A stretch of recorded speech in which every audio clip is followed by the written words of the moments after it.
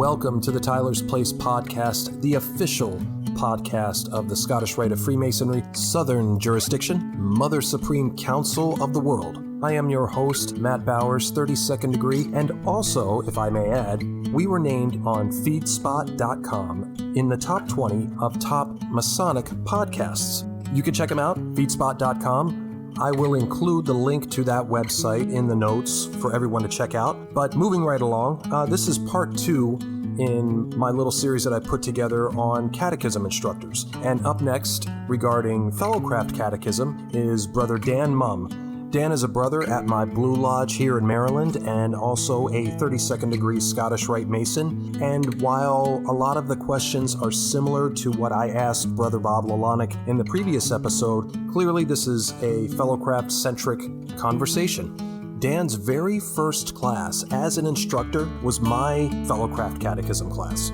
A group of 9 very different, very individual brothers, ranging in age from 29 at the time to over 60.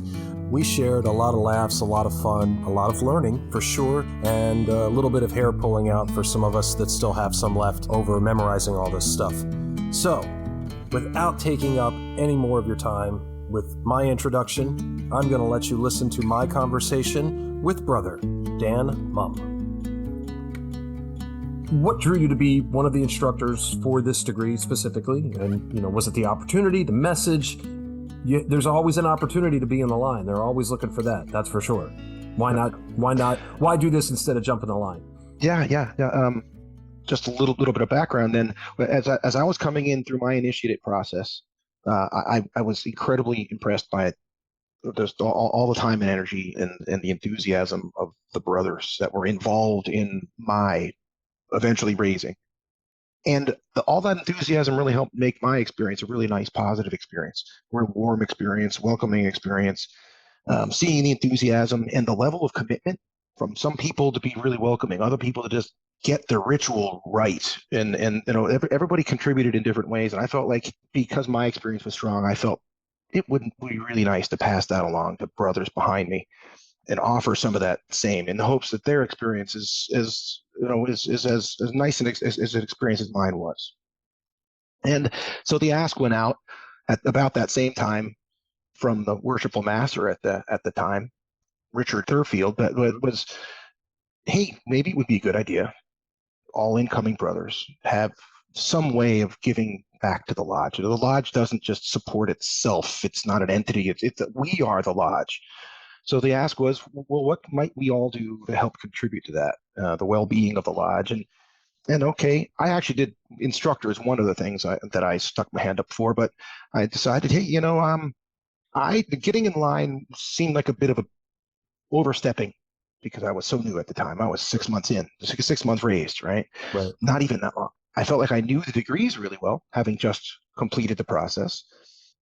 Felt like that would be a good way for me to give back to the process. And so I raised my hand as an instructor. I mean, I also raised my hand eventually, not much later, to join the board of trustees for the physical lodge itself. Right. And then I moved on to some attending bodies like Scottish Rites and et cetera. And so all of those things combined take time. Freemasonry is an organization like a lot of organizations that, as much time as you have or don't have, you can make it fit your availability, your proverbial, your length of your cable toe, right? Yeah. And this fits my cable toe well. I can commit to being an instructor once, twice a week for a portion of the year as that class comes through. Right. Being in the line, for me anyway, I'm not at that place I feel in my personal life, my professional life, that I can commit to doing it justice to be in the line in the Blue Lodge. For example, I found out about an hour ago that I need to be in Atlanta on Monday for the week. And if I had officer commitments next week, that would be kind of awkward, right?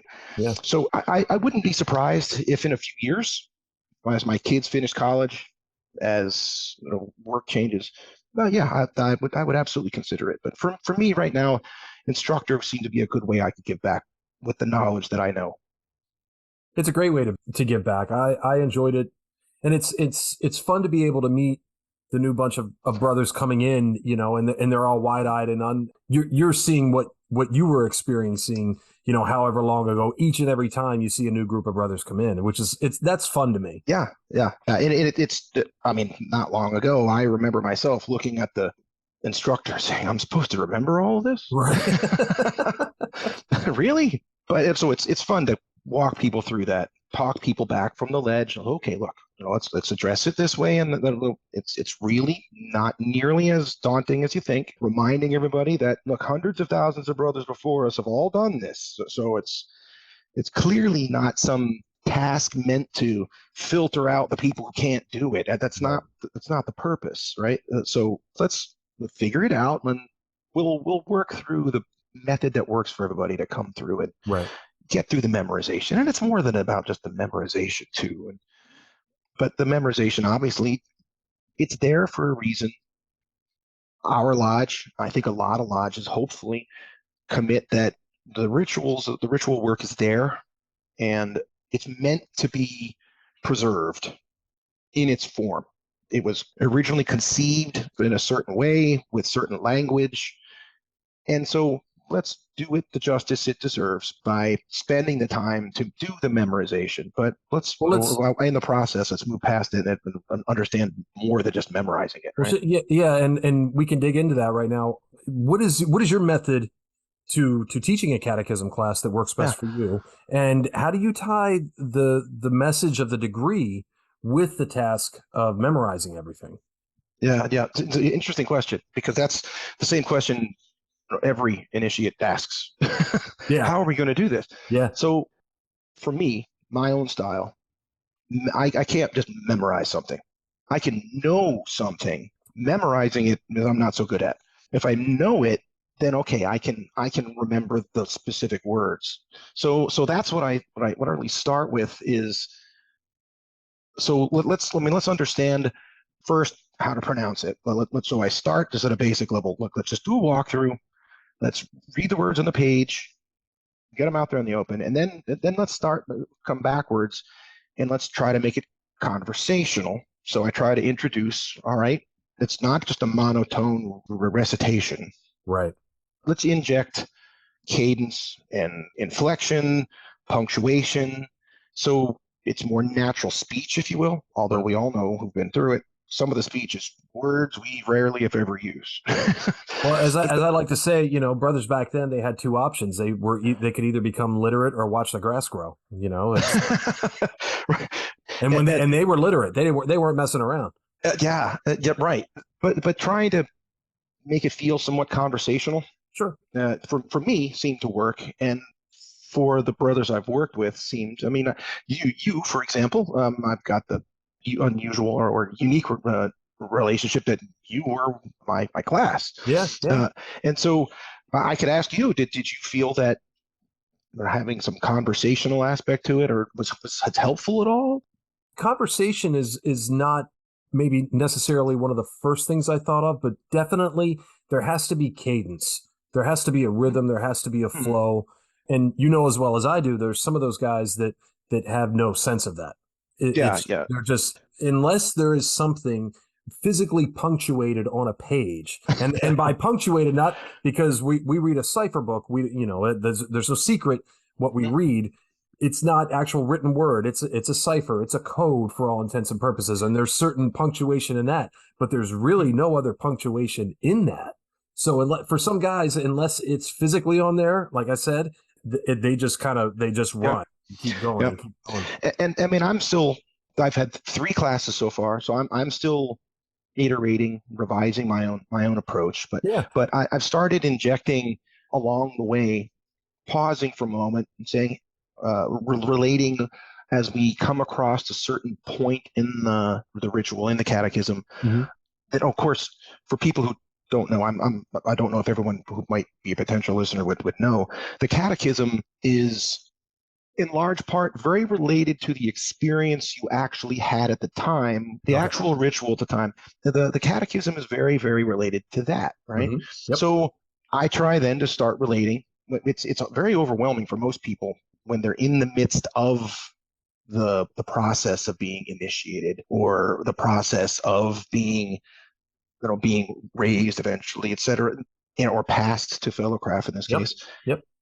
It's a big deal that you don't know what to expect going into it. Mm-hmm. You don't know how long this is going to go. You don't know. Obviously, you've never seen it before. Yeah. You don't know. In the back of your mind, you're probably thinking, how much of this am I going to need to remember? And so through all of it, it kind of can become a sort of a blur. So when we go through the catechism itself, I try to relate the points that, hey, so at this point, do you remember that we were doing this, that we said these things, and so came over and said this or offered that, and oh yeah, I remember that, right? Yeah. So yeah, so now let's start visualizing it and relating it to the experience that you had. And it's not just words on a paper; it embellishes on the experience that you had. I mean, and Some people even might. now, I like watching new brothers get initiated Oh yeah. more than just because I like seeing new people join the fraternity, but watching the process and remembering it, how I felt going through the same process, and the same as getting past to second degree or being raised to third. I like seeing what other people's, how other people experience it for themselves, and it reminds me, of the lessons, and it kind of reinforces the proverbs, if you Right. want to think of it that way, that Sure. are the meaning of those catechisms. Sure. Well, and that leads a little bit into the next one. I think, with entered apprentice degree, that's really the introduction to everything. You're totally clueless as to whatever. You're getting a cipher book. You look at that and you go, what on earth am I getting myself into? Like you said, I got to memorize all this stuff. And Master Mason Catechism and The proficiency. grand finale, right? Right, exactly.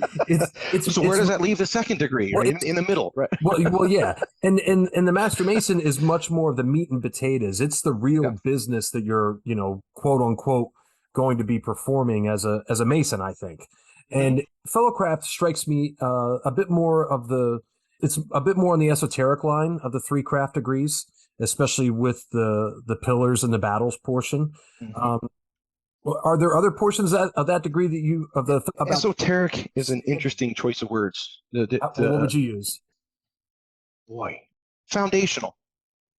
Sure, first degree is your absolute foundation, your first introduction. Mm-hmm. I find in the second degree, my own experience and the brothers that I've spoken with since have related that oftentimes that, okay, now I'm starting to get it. I'm starting to connect some of the things like the patterns, the themes, the recurring themes, and there's a lot in masonry of symbolism and allegory and names, and there's a lot of things that once introduced early on, they become part of the lexicon and part of the that you see them, you hear them later, right? Right. And so I like pointing out to people, hey, you hear this? Remember that, that one may or may not be important Right. later, especially for if you continue on to some other attendant bodies. Let's say Scottish Rite, like in my case, for example. Yep. Most people may or may not know that Scottish Rite takes it from fourth degree all the way up into the 32nd degree, and if for the honored few, 33rd. Yep. But 32 is where the additional catechisms proceed through. There's no 33rd degree catechism per se, right? But those additional catechisms, again, there's more of anybody who ever read. This is going to sound silly. Anybody ever read Game of Thrones or some of these epic kind of novels where the themes and everything weaves back together and the characters recur. Whoever over time accumulated the body of work that is the first three degrees, but all the way up to 32, seriously put a lot of thought into all of this, and they didn't do it just for fiction either. I mean, let's remember it's not about just the words in the catechisms. It's at the end of the day, it's we take good men and make them great, right? Right. Because it's about the moral lessons. And I find when I speak to friends of mine or family, oftentimes people have a hard time separating. They think, well, isn't masonry kind of like a religious thing? Like, no, it's not. Nope. It's honestly not. And I feel a lot of people have a hard time separating the difference between a moral lesson versus a religious lesson. Right. Because most people learn, if you're a Mason, you had some religious background, presumably. I mean, most people in that religious background were taught moral lessons through the lens specifically of a particular religious view. Well, those moral lessons, if you look at the classic, I'm not exactly a trained theologian, but if you look at the classic religions, they all have the same common set of moral lessons. And it boils down to just how to be decent to people, right? Right. How to be square with people, how to be trustable, how to treat people well, and expect them to treat you. Those are the moral lessons that are in the catechisms that I really enjoy them. Now, Well, your obligations, yeah. yeah, Yeah. and that's actually my favorite part of the second degree is the second degree's obligation. Mm-hmm. It's without saying too much, it's a bit longer and adds a couple of bits more than the obligation in the first degree. And I like those comments, the couple of things that you stand in front of your brethren and you commit in front of your brethren with no small. There's some importance upon the fact you're standing there making a commitment to your brothers. And it's not like you're not committing we're going to take over the world. You're committing I'm going to treat all of you well, and you're going to be able to trust what I say and trust what I do. So I really like that obligation in the second degree. This might also sound silly, but it actually took me a little bit of coming to terms with, oh, geez, how can I profess to be a catechism instructor? What am I, some perfect example, shining example of a Freemason? Well, I'm the best example of a Freemason that I could be at any point in time, and I'm trying to be better. Absolutely. Yeah. Right. And that's all I can. That's all I can do. Sometimes I'm more successful than others, shall we say? But I mean, hopefully that does help speak to what I view the process of Freemasonry. That's what it's about. It's like, hopefully tomorrow you'll be a little bit better than you were today. And that's kind of why I like being a catechism instructor, because I kind of help people read the lesson in the process of memorizing the catechism responses and things. What's the underlying message? It's thinly veiled message, shall we say? Anybody paying attention can see. Oh, that makes sense. Well, what does it mean to be square with somebody? Well, that doesn't take. It's not hard to figure out what that means. Right. But it's easy to forget to do it. And going to the Masonic events, participating in the catechism instruction or in the ritual work itself is for me is a really great way to just keep it top of mind. What should I be thinking about? What should I be trying to do? And so as an instructor, I feel like I do my small part to helping somebody enjoy the fraternity, but understand what the fraternity is about to the best that I can. There's a second point. One of the parts I think that you would call esoteric in the second degree. Well, there are we talking about the pillars in the battle? Yeah, the infamous pillars and battles. Infamous to some people because it can be a challenge to remember those bits. If you're the one dubbed with, that's your question, you have a little bit of memorization to do. I like the pillars. I like the pillar because it sets up, there are more recurring messages that maybe I think that I don't recall them in the first degree. I think it's the first time some of those concepts are really introduced and you're exposed to them. And the third thing I really like is, as I mentioned before, the catechism is really kind of, I really do think it's meant to help you remember the ritual itself. Right. And there is a part to the ritual where there's the return to the lodge. I like the sequence that follows from there because that really lays down a lot of that foundation I'm talking about, of the journey you can expect to go through, whether you realize it or not yet right now. Right. The journey and the lessons that the next degree, at the very least, or next 31 degrees may lay down. And so I like that return to the lodge portion as well. So your first class was my class, correct? It was. First class. So that was a large class. Our cat, I think there were 9 of you, right? There were 9 Yeah. of us. Not 9 very different characters. Absolutely. And Yeah. I will say characters with big air quotes, because we had some characters in our class. But you've taught small classes. The last catechism I saw, Just 2, and I was awestruck because they needed very little prompting. Those two It did brothers a bang up job. They did. They absolutely and crushed it. they knew what they were saying. Yeah. What do you find? Have you started to notice any advantages or disadvantages to both large and small catechism classes? Absolutely. If it were my choice, although paying respect to the practicality of it, perhaps, but if it were my choice, it would be a class of 1, because advantage of a large class is you have fewer responses to you that are yours to remember. Fewer times where it's your turn to answer a question. However, I've seen some people take that as an opportunity to de-emphasize the responses that are not their response. And so not only not remembering the words of it per se, which I think is important. I think all of us should be able to stand on our own and recite the whole thing. It's not a monumental challenge, right? At least one time, yeah. Yeah, at least one time. But I do feel like I've seen a couple of guys, so I had to kind of remind them, in the practice, go deliberately out of order or no order at all, just to make sure, hey, okay, we're all supposed to know all of the responses, and there's a reason for that, right? So the disadvantage of a large class, or I should say the advantage of a large class, is in itself, in my view, the disadvantage of a large class at the same time.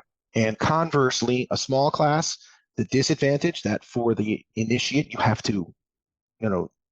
more to remember. That is, in fact, the advantage, in my view. Now, the other aspect of it, though, is as an instructor, I get to know a small class a lot better than one class. For sure. Because you only have so much time when we meet. It's really great, I think, to get to know every face that comes into the lodge. I have a chance to sit with them and meet with them for a while. And when it's a really large class, your chance to get to know each of the brothers is a little bit less than if it's a small class, because if we only have an hour, for example, you've got to get down to business at some point, right? Not to mention too, in a large class, you might have some brothers that are a little bit more reserved, laid back, and other brothers that are clearly more outspoken, that you're gonna just be, by their nature, you're gonna get to know them a little bit easier than you would, the more reserved brother. And it may sound, how do I say it this way? After your class, there was another class. It was a smaller class, and in the course of that class, because it was a smaller class, the brother coming in, one of the brothers coming in, and everybody has to, coming through the process, you're making a commitment. So hopefully along the way, you're taking it with some degree of thought, that you're making this decision with no coercion and of your own free mind. Yep. If you decide somewhere along the way, well, this isn't what I thought it is, or it's just not for me. No, that's okay. No one's going to hold it against you. Don't go through the whole process and being somewhat disingenuous if you find it like, I don't want to be here, right? With the smaller class, now unfortunately a brother did decide he didn't want to continue. He just stopped showing. But I would rather someone make the decision for themselves then. And I think in a smaller class, they feel, well, you'll have to show, you have to sit in front of somebody and talk with somebody. And if it's not genuine, then, it's kind of hard to fake it, right? Right. And some people just sometimes it's easier not to make a decision, to stop something, than it is that they just, okay, I'll just continue. And I would rather a brother, not that I want to lose anybody, but I would rather a brother say, maybe this isn't quite for me at the time when we're meeting one-on-one, then make a decision later on and just be a brother that we never see again, right? Yeah. Because we would like a brother to join and be an active member, a contributing member of the fraternity. And that's I think another advantage I feel of the smaller class. A brother who finishes the process really means to.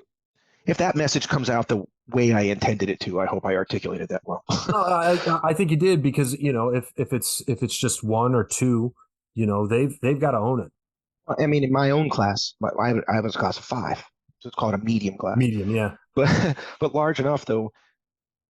One of our brothers, 2 of our brothers actually, through the process, I think one of them was kind of mailing it in, so to speak, and because no one really pushed him on it, that oh hey bud, that oh you really want to be here, right? Right. And so he came up through, he got raised, and we've never seen or heard from him again, and that's unfortunate. Everybody makes their own decisions, and that's fine. But yeah. Again, I would rather you make a decision to be an active contributing brother, right? Big, huge, enormous thanks to Brother Dan Mumm for sitting down and having a nice little conversation with me about his experience as a fellow craft catechism instructor, and personally speaking. He did such an excellent job with my class. I can't thank him enough for the hard work that he put into it, helping us out every step of the way, making it as much fun as possible. And let's be honest, if everything that you do is just about the work, it's never going to sink in the right way. There's got to be some fun to it now and again. And if you're not having fun, why are you doing it? It never works. It doesn't work for me that way. I don't know how it is for you, but it doesn't work for me that way. So, thank you, Dan, for doing such a great job with that. Thank you for listening. The Tyler's Place podcast, the official podcast of the Scottish Rite of Freemasonry, Southern Jurisdiction, Mother Supreme Council of the World, and now in the top 20 of feedspot.com's top 20 Masonic podcasts.